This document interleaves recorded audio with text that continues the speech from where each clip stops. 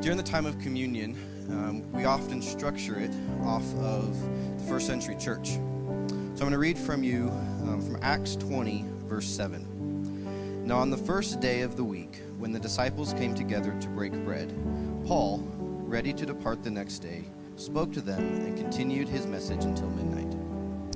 So Greg, first off, thanks for not preaching until midnight. But I want to focus on that first half of that verse and the order and how it's structured. They came together to break bread, and Paul happened to be there to preach. Not, oh, Paul's in town, we're going to come together and hear him speak, and we might break bread.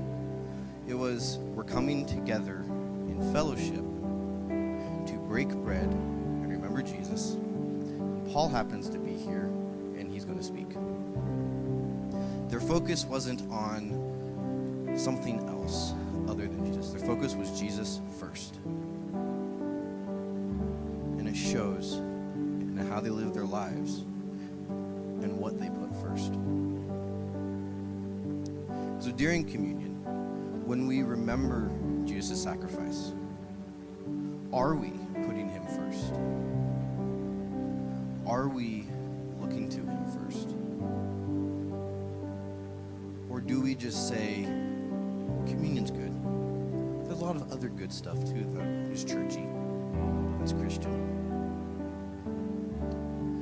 Do we lose focus on Jesus and say, well, this is churchy, well, this is a good Christian speaker, well, this is whatever you want to put on it?